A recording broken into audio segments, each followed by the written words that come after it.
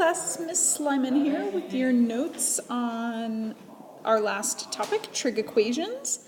And I talked about this a little bit in class today. So the way that we're going to solve with our GDC is that we're going to graph 5 sine x, which we know looks like this. And that's going to be 5, and that's going to be negative 5. And then that would be our y1. So we would say y1 equals 5 sine x. And we would say y2 is equal to 4. And we would make sure that our calculator is in degree mode. Sorry, not degree, radian mode. And we would look for the points of intersection. Okay, so then we find the x-intercepts. And again, make sure you're in radians mode. Pause your video, use your calculator, come check your answers with mine. Okay, so what I'm seeing on my calculator is that when I go from 0 to 10, that means my graph that I'm seeing is coming like that, let's say. Let's go back to black here. And the 10 is happening somewhere around here. And my graph, so I'm looking for 4 points of intersection.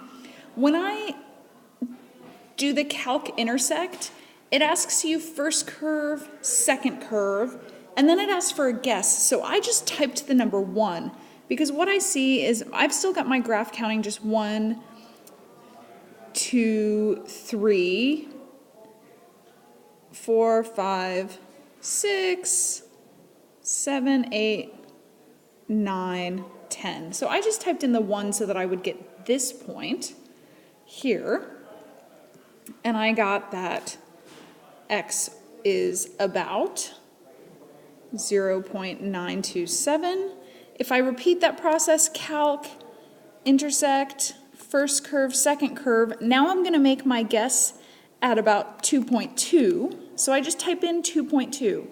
Oh my gosh, that was really close. And I get 2.21. And I repeat, calc, intersect. And now I'm going to guess, I'm looking for this point over here. So that's somewhere between 6 and 7. I'm going to go 6.5. First curve, second curve, 6.5. And I get 7.21. And then I'll repeat one more time to find that last point of intersection. So my intersection looks to me, first curve, second curve, like it's at about 8.8. And 8.49 rounded to 3 significant figures is going to be 8.50. Okay, so that's with the calculator. If I'm going to do it algebraically, it's a really similar process. So I've got 5 sine x equals 4. Divide both sides by 5. Sine x is 4/5. This is not one of my special ratios that I know, so I need to use my calculator. I know that sine x of 4/5 is going to happen in quadrant 1 or quadrant 2. So I'm going to do sine inverse to get my first answer. So x is equal to sine inverse of 4/5. And let's let that answer be equal to a. So if I just do that, then I get sine inverse 4/5, and that gives me my 0.927.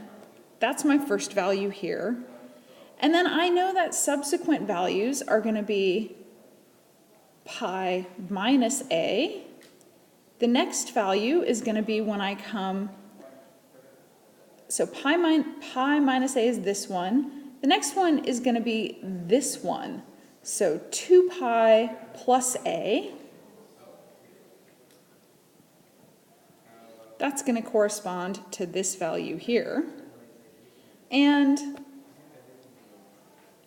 2 pi plus this value, so 2 pi plus this value, well, that value was pi minus a, which is really 3 pi minus a. And that's going to correspond to this value. So super handy to use the store function in your calculator. When you type all these things in, you'll end up with the 4 answers that we had before. Okay, solve algebraically. This time I'm looking from 0 to 4 pi. Answers as exact values. This is a huge hint here. Exact values, that means we're really not using our GDC. So I'm just going to not type right here.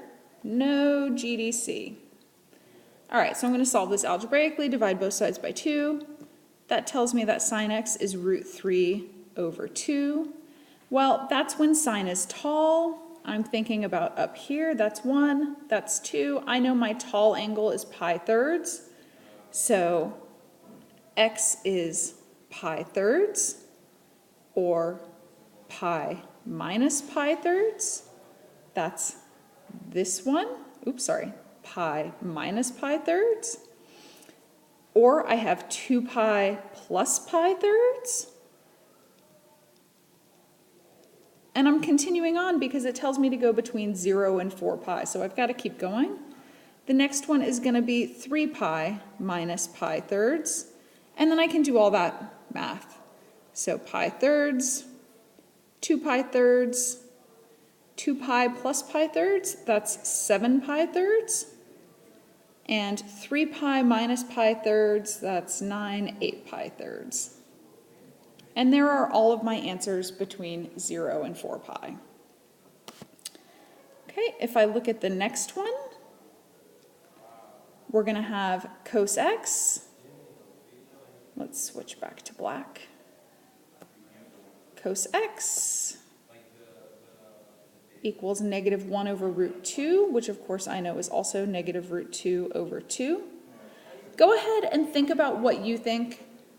Think about what you think all those values are going to be. Pause your video and come back and check. Okay, so hopefully you've got the same thing that I've got. I have 4 different answers, and all of those end up being in quadrants 2 or 3. So 3 pi fourths is quadrant 2, 5 pi fourths quadrant 3, 11 pi fourths, well that's 2 pi, and then 2 pi plus pi over 4. Sorry, 2 pi minus pi over, 2 pi plus pi, and then minus pi over 4. Yeah, 11 pi over 4 is going to end up here, and 13 pi over 4 is going to end up down here. And there's our 4 answers, and hopefully you got those too. Okay, sine 2x is a half. So that's the first thing I'm going to think about here is sine 2x. I'm going to rewrite that as a half. And we're still looking 0 to 4 pi. I know that a half happens when sine is little, that's pi over 6. So that's happening at, so now when I do my sine inverse, I've got 2x is sine inverse of a half. Well, sine inverse of a half is going to be pi over 6, or 5 pi over 6. That's these two answers. And then I'm just going to keep adding 2 pi to both of those. So I'm going to add 2 pi, knowing that 2 pi is the same as 12 pi over 6.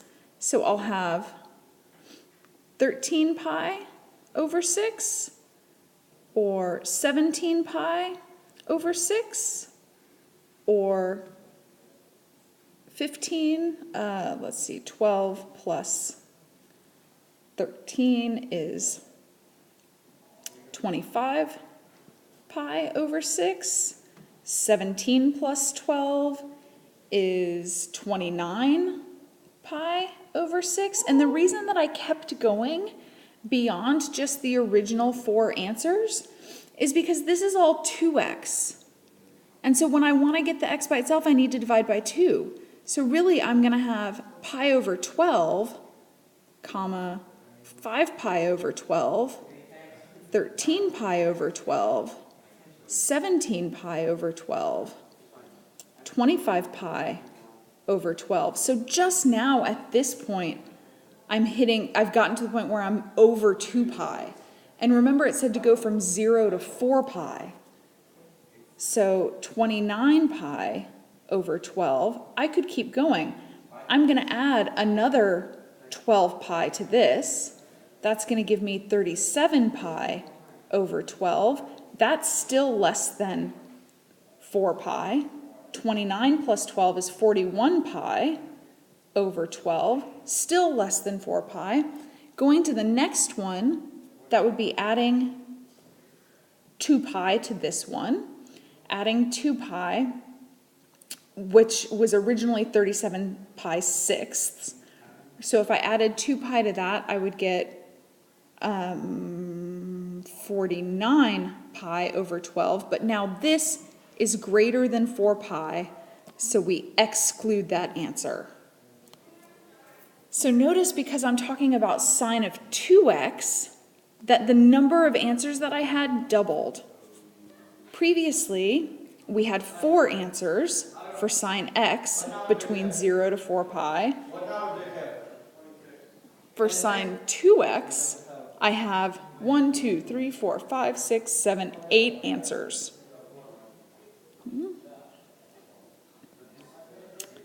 All right, let's look at this next one. Sorry that I don't have so much space. Okay, sine x squared means sine of x, quantity squared. We take the square root.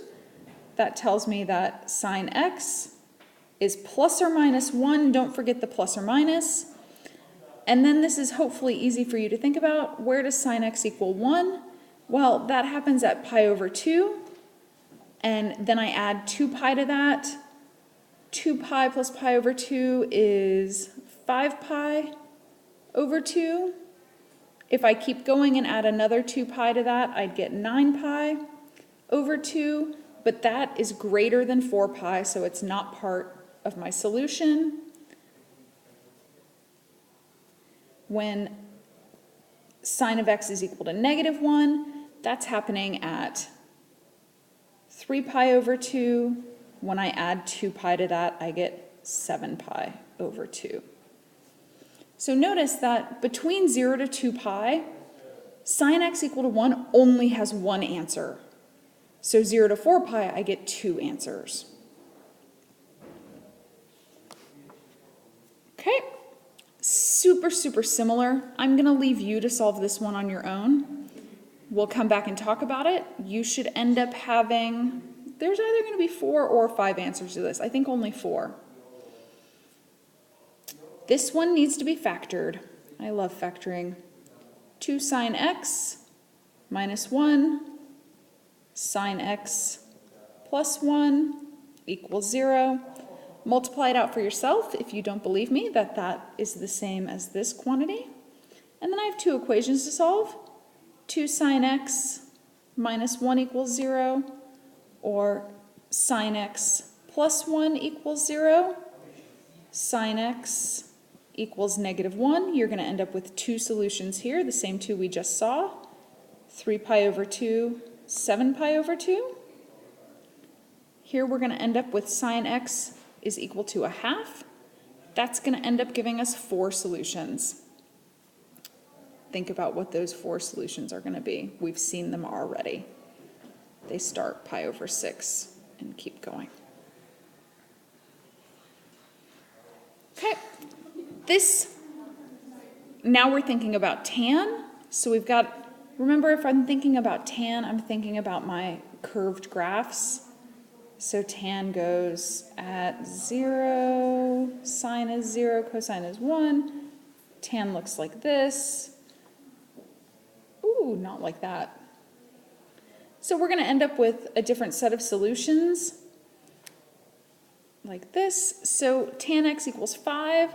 I'm looking for the points where y is 5. I want all of those different intersection points. And now my period is pi, so I should end up with 4 answers. And so I'll start by doing tan inverse of 5 on the calculator. And we get that x is about 1.37, and then I'm just going to keep adding pi to that. Notice if I subtracted pi, that would take me this direction, and I would end up with a negative value, which is fine, except not within my domain. So I'm just going to let that equal a, and my next value is going to be a plus pi, a plus 2 pi, a plus 3 pi are going to give me the 4 answers that I have between 0 and 4 pi. Okay. Now we have one that we can solve, and this one we do not need our calculator for because we should know where tan of 2x, we should know where tan is root 3. Tan is equal to root 3 when we have sine. Remember that this is sine over cosine, and actually that would be 2x, given that it was initially 2x here, so tan being 2x. Well, I know that the root 3 being on top, when sine is root 3 over 2, cosine is a half, that happens at 60 degrees, which is a pi over 3 increment. So 2x is going to be equal to pi over 3, or pi over 3 plus pi, or pi over 3 plus 2 pi. And I've got to keep going because in the end, I've got to divide by that 2. So you should end up with 8 answers. They're going to end up being pi over 6, 4 pi over 6. That, of course, simplifies. Over here, I'm going to have, this answer would have been 7 pi over 3, so that's going to give me 7 pi over 6.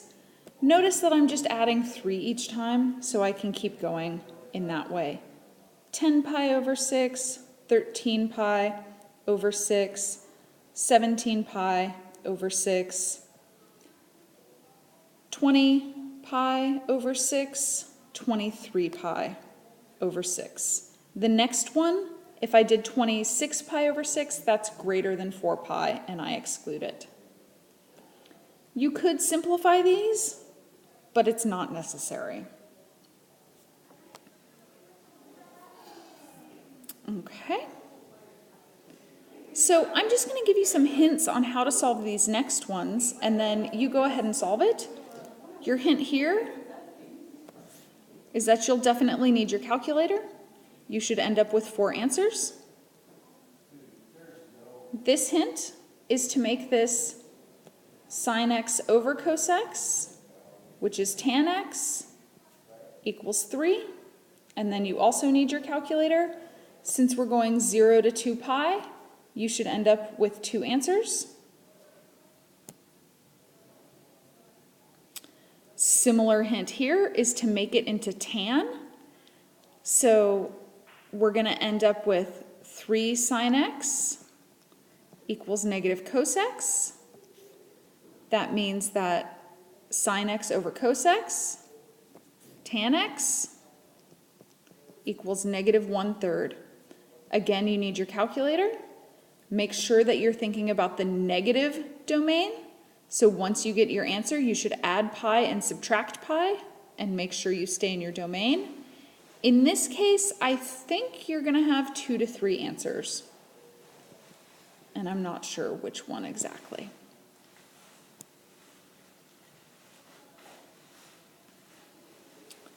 Okay, so now tan of x is equal to 1/3. We want to find the sine and the cosine values, given that we're thinking about theta here. Ooh, let me think about that. So we've got a theta that's in this quadrant here. Remember that this question, not really related to our other questions. Tan x equals opposite over adjacent. Our thinking about the angle tells us it's going to be like this, 1/3. Those are both negative values if I'm thinking about the axes. This value, the hypotenuse, is going to be root 10, 3 squared plus 1 squared. So cosine is going to be negative 3 over root 10, and sine is going to be negative 1 over root 10. And we could rationalize the denominator. But careful with this one, because it's sneaky and does not look like the others. And that's it. I will see you back in class.